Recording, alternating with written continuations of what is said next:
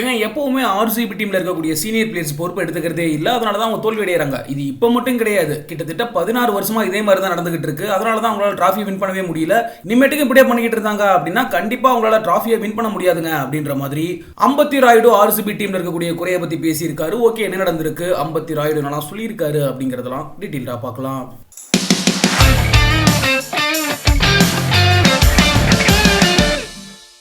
2024 IPL தொடரானது சிறப்பாக துவங்கி இந்தியாவில் பல்வேறு நகரங்கள் நடந்துகிட்டு இருக்கு. இந்த ஆண்டு ஐபிஎல் தொடரில் ராயல் சேலஞ்சர்ஸ் பெங்களூரு அணி ஆரம்பத்திலிருந்தே தடுமாறிக்கிட்டு இருக்காங்க. இதுவரைக்கும் மொத்தமாக 4 போட்டிகளை விளையாடி 1 வெற்றி 3 தோல்விகளோட புள்ளிப்பட்டியலில் 9வது இடத்துக்கு தள்ளப்பட்டிருக்காங்க. இந்த ஆண்டு ஐபிஎல் தொடரில் எடுத்துக்கிட்டோம் அப்படின்னா பல அணிகளுமே அவங்களோட சொந்த மண்ணில், அதாவது ஹோம் கிரவுண்டில் சிறப்பாக ஜெயிச்சிருக்காங்க. தொடர் வெற்றிகளை பதிவு பண்ணிக்கிட்டு இருக்காங்க. ஆனால் ராயல் சேலஞ்சர்ஸ் பெங்களூர் அணியை பொறுத்தளவுக்கு சின்னசாமி ஸ்டேடியத்தில் கொல்கத்தா மற்றும் லக்னோக்கு எதிராக தோல்வி அடைஞ்சு அவங்க சொந்த மண்ணிலேயே முதல் 2 போட்டியிலையும் தோல்வி அடைஞ்ச முதல் அணி அப்படின்ற பரிதாப சாதனை படைச்சிருக்காங்க ஆர்சிபி அணி.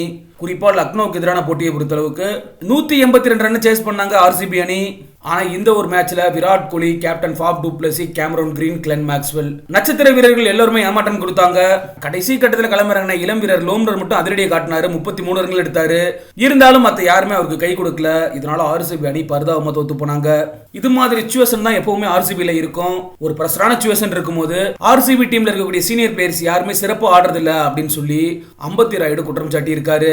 இதன் காரணத்தினால தான் ஆர்சிபியால டிராஃபியவே வின் பண்ண முடியல அப்படின்றதையும் குறிப்பிட்டு பேசியிருக்காரு. இதை பத்தி அம்பத்தி ராயுடு என்ன சொல்லியிருக்காரு அப்படின்னா, இது மாதிரி பிரஷரான மேட்ச்ல ஆர்சிபி டீம்ல யார் பெர்ஃபார்ம் பண்ணிருக்காங்க அப்படிங்கறத பாருங்க.